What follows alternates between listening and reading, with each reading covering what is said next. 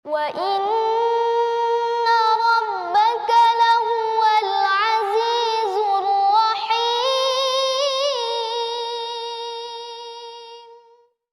Teman-teman sekalian, sedikit saya sisipkan kisah di sini. Mengagetkan dunia kedokteran di Timur Tengah.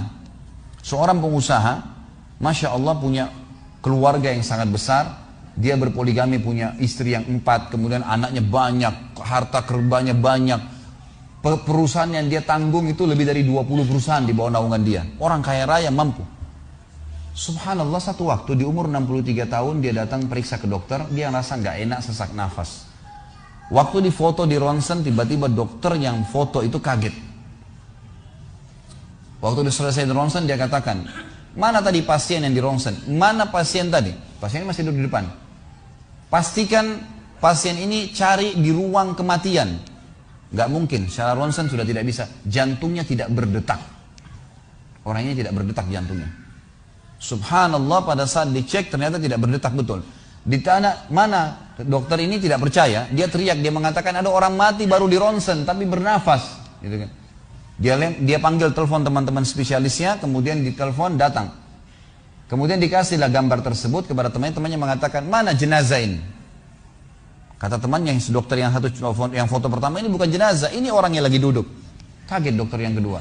Jantungnya tidak berdetak secara medis, nggak mungkin bisa hidup. Bagaimana ceritanya nih? Dipanggil, apakah ini punya Anda? Dia bilang, iya ini punya saya.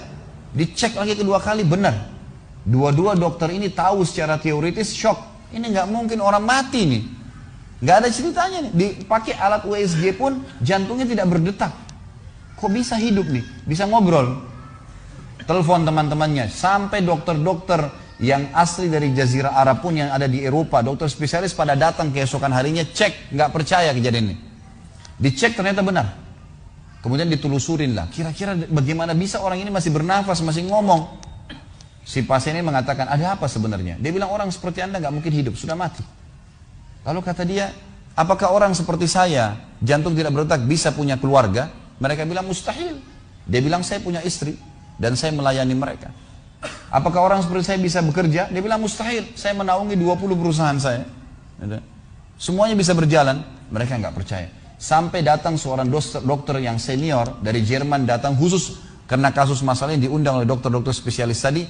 Dicek, ditemukan ternyata teman-teman sekalian, di bagian bawah jantungnya ada urat-urat saraf seperti terbuat, ya, seperti dibuat secara alami yang mengalirkan darah-darah tertentu sehingga ada pompa nafas di situ. Tidak ada di manusia lain, cuma di orang ini saja. Semua dokter mengatakan ini nggak masuk di akal, nggak ada manusia seperti ini di dunia. Jantungnya sudah tidak bergerak tapi masih bisa hidup karena dari rongga-rongga urat saraf yang keluar itu bisa masuk udara, oksigen dan terpompa, akhirnya hidup dan hidupnya normal, gitu kan. Subhanallah, ini sesuatu keajaiban. Lalu kemudian ditanggapi oleh seorang syekh yang memang teman dekatnya orang ini, mengatakan, yang saya tahu, ini semua disampaikan dalam khutbah Jumat. Lalu dia mengatakan, yang saya tahu, orang ini tidak pernah ketinggalan puasa Senin Kamis, tidak pernah ketinggalan puasa Iyamul Bid. Semua puasa sunnah dan wajib dijalankan. Dan tidak pernah buka puasa sendiri, pasti buka puasain orang lain. Tidak ada kegiatan sosial, buat gali sumur, bangun masjid, bagi kitab Al-Quran. Tidak pernah kecuali dia ada di situ. Walaupun andilnya tidak besar, tapi selalu ada. Orang tuanya selalu dibaktiin, selalu bersedekah, selalu kalau datang kepada saya diskusi tentang masalahnya orang. Ini ada tetangga saya punya masalah begini, bagaimana jalan keluarnya secara syariat, dan seterusnya. Hidupnya sibuk dengan ibadah kepada Allah Subhanahu Wa Taala. Allah ciptakan urat saraf khusus sehingga bisa terpompa, ya, udara masuk ke jantungnya. Tidak ada operasi. Ini yang dikatakan yaj'al min amri yusra. Mudah, aneh, dokter nggak masuk di akalnya. Dan ini banyak orang subhanallah lupa dengan Allah Azza wa Jalla. Subuh besok insya Allah kita akan bahas lebih jauh masalah itu. Mereka tidak tahu kalau kekuatan Allah SWT. Sakit, dokter, dok, bagaimana saya bisa sembuh? Subhanallah. Sebelum pergi akhi, ukhti, bilang, ya Allah, jadikan dokter ini penyebab saya sembuh. Sembuh insya Allah. Tapi kita tidak bergantung pada manusia. Kata Nabi SAW dalam hadis Qudsi riwayat Bukhari, kata Allah Azza wa Jal, hai anak Adam, kalau kau menggantungkan nasibmu pada aku akan memenuhi semua kebutuhanmu. Tapi kalau kau menggantungkan nasibmu pada selain aku, maka aku akan biarkan kau dengan ketergantunganmu. Ya udah, terserah kamu.